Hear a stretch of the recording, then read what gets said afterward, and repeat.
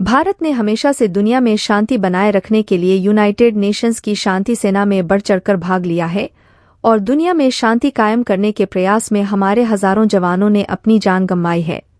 अब वक्त आ गया है कि भारत को अब यूनाइटेड नेशंस में स्थायी सदस्यता यानी वीटो पावर दी जाए।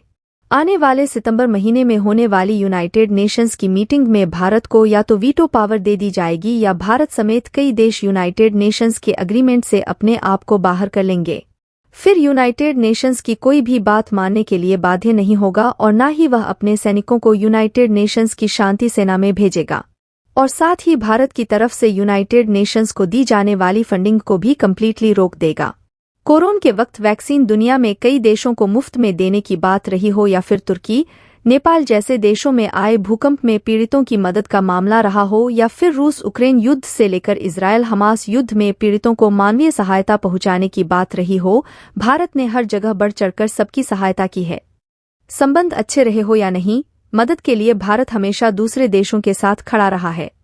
भारत ने जिस तरह हमेशा आगे रहने का साहस दिखाया है उसका यूएन भी कायल हो चुका है और यही वजह है कि भारत के नेशनल डिजास्टर मैनेजमेंट अथॉरिटी के एक टॉप ऑफिशियल को United Nation secretary general Antonio Guterres ने डिजास्टर रिस्क रिडक्शन के लिए अपना स्पेशल रिप्रेजेंटेटिव नियुक्त किया है। Secretary general spokesperson Stephen Dujarric ने प्रेस वार्ता में कहा कि कमल किशोर को डिजास्टर रिस्क रिडक्शन के लिए यूनाइटेड नेशंस ऑफिस में महासचिव का असिस्टेंट सेक्रेटरी जनरल और स्पेशल रिप्रेजेंटेटिव नियुक्त किया गया है। पूरी जानकारी क्या है, आइए जानते हैं आज की इस वीडियो में। लेकिन आगे बढ़ने से पहले वीडियो को लाइक जरूर करें। भारत ने यूएन को मजबूर कर दिया है। अब या तो भारत के साथ 4 देशों को वीटो पावर मिलेगी या यूएन ही नहीं रहेगा। भारत ने ऐसा करते हुए 2 ऐलान किए हैं। पहला ऐलान तो भारत ने ये किया कि भारत जो करोड़ों रुपए यूएन को दे रहा था उसमें अब सबसे बड़ी कटौती भारत करने वाला है। हो सकता है कि भारत उसे बंद तक कर दे। और दूसरा ऐलान भारत ने ये किया कि यूएन के मिशन के लिए जो भारतीय सैनिक हर साल जाते थे, बाकी देशों में भारत उन सैनिकों को वापस बुला रहा है। और हो सकता है कि भारत आगे से यूएन के किसी भी मिशन में अपने सैनिकों को ना भेजे। ऐसा ही होने वाला है और भारत ने यह काम ऐसे ही नहीं किया बल्कि भारत इससे आगे यूएन को हिला देने वाले एक्शन लेने वाला है, जिसके बाद खुद यूएन चीफ भारत आकर भारत को यूएन की स्थायी सीट देने के लिए मजबूर हो जाएंगे। और चीन जैसे देशों की हिम्मत नहीं होगी कि भारत के रास्ते का रोड़ा बन जाए। भारत ने इतना बड़ा फैसला इसीलिए लेना सही समझा क्योंकि लगातार संयुक्त राष्ट्र सुरक्षा परिषद में स्थायी सदस्यता के लिए भारत जोर दे रहा है, लेकिन इसके कान में जूं तक नहीं रेंग रही। भारत, ब्राजील, जर्मनी और जापान ये चारों मिलकर G4 का निर्माण करते हैं और लगातार यूएनएससी में तत्काल सुधारों की मांग करते आए हैं ताकि मौजूदा कल में हकीकतों का समाधान किया जा सके। इस वक्त यूनाइटेड नेशन के कई सारे पीस कीपिंग मिशन चल रहे हैं। मतलब कि अगर किसी अफ्रीकी देश में मान लीजिए गृह युद्ध छिड़ जाता है, आतंकियों का हमला हो जाता है, लो एंड ऑर्डर की जो सिचुएशन है वह काबू में नहीं आती, तो ऐसे में यूनाइटेड नेशन वहां पर सैनिक भेजता है। लेकिन यह सैनिक आते कहाँ से है? तो इसमें हर एक देश अपने अपने हिसाब से कुछ सैनिक देता है। फिर यह अलग अलग देशों के सैनिक मिलकर उस देश में जाते हैं और शांति स्थापित करते हैं। इसे कहते हैं United nation peace keeping mission. और आप जानकर हैरान होंगे कि पूरी दुनिया में भारत तीसरे नंबर पर आता है सबसे ज्यादा सैनिक भेजने में पीस कीपिंग मिशन के दौरान।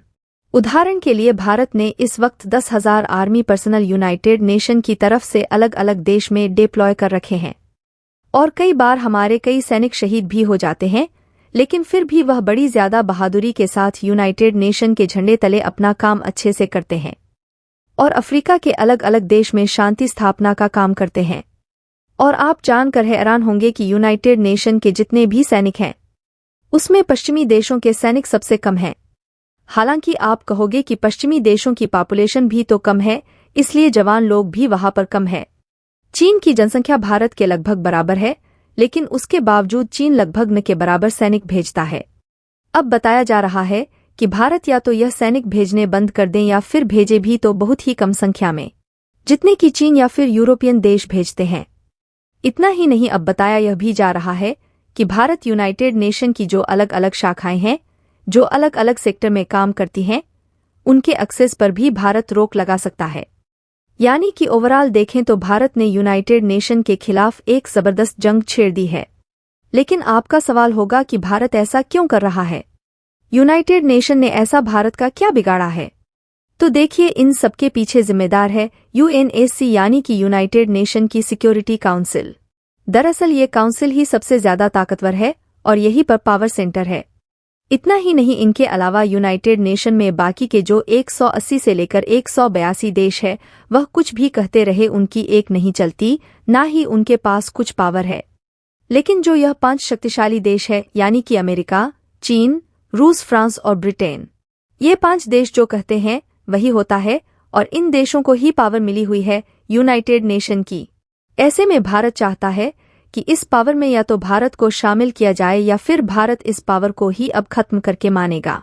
यानी कि भारत चाहता है कि उसे इस यूएनएससी यानी कि यूनाइटेड नेशन सिक्योरिटी काउंसिल में परमानेंट मेंबर बनाया जाए, वह भी वीटो पावर के साथ। और ये बात बिल्कुल जायज है। यहां तक कि अमेरिका जैसे देश भी कहते हैं कि भारत सबसे ज्यादा डिजर्व करता है। यूएनएससी का काम है कि दुनिया के देशों को आपस में लड़ने ना देना और आक्रामक देशों से कमजोर देशों को प्रोटेक्ट करना, उनको सुरक्षा मुहैया कराना। लेकिन हो क्या रहा है? क्या ये ऑर्गेनाइजेशन ऐसा कर पा रही है? इसके परमानेंट मेंबर्स को अगर आप देखते हैं तो पहला है रूस, जो अपने ही पड़ोसी यूक्रेन पर हमला बोल चुका है, उसे तहस नहस कर डाला है। ये पहला मौका नहीं है। इससे पहले भी कई कंट्रीज पर बेवजह युद्ध थोपा गया। और दूसरी तरफ चीन है, जो ताइवान को युद्ध की धमकी दे रहा है। भारत समेत दुनिया के 20 देशों के साथ बॉर्डर डिस्प्यूट कर रखा है और इंटरनेशनल बॉर्डर में भी दादागिरी करता है। भारत चीन के बीच लंबे वक्त से सीमा विवाद है। लद्दाख सीमा पर कई बार विवाद गहरा हो चुका है। दोनों देशों के जवान दुर्घटना का शिकार हो चुके हैं। चीन पाकिस्तान का दोस्त है और पाकिस्तान भारत का दुश्मन है। भारत अगर यूएनएससी में आया तो चीन अलग थलग पड़ जाएगा। भारत अगर यूएनएससी में शामिल होता है तो चीन की यूएनएससी में हालत कमजोर हो जाएगी, क्योंकि रूस से भारत की पुरानी दोस्ती है और चीन रूस की जमीन को अपना बताकर उसकी पीठ में छुरा घोंपने का काम कर रहा है। ब्रिटेन, अमेरिका और फ्रांस भी भारत के नजदीक है। तो ऐसे में कहा जा सकता है कि यूएनएससी में अगर भारत शामिल होता है तो चीन अलग थलग पड़ जाएगा। और कहना यह भी गलत नहीं होगा कि भारत अगर यूएनएससी का सदस्य बनता है तो इस संस्था का वह सबसे मजबूत सदस्य होगा। कमाल की बात तो यह है कि मालदीव जैसा छोटा देश भी चीन के बलबूते उछल रहा है। मालदीव सरकार को कुछ नजर नहीं आ रहा है और चीन को अपना सच्चा दोस्त समझ रहा है। यही मालदीव की सबसे बड़ी भूल है। आज की डेट में भारत के लिए मालदीव से बड़ा दुश्मन तो चाइना है, जो भारत की हर गतिविधि पर चील की तरह नजर रखता है। अब हम ऐसा इसलिए कह रहे हैं क्योंकि चाइना का इतिहास धोखेबाजी का रहा है। आज के लिए बस इतना ही। जल्द ही मिलते हैं एक और नई वीडियो के साथ। तब तक के लिए इस वीडियो को लाइक करें और कमेंट सेक्शन में जय हिंद, जय भारत जरूर लिखें। धन्यवाद।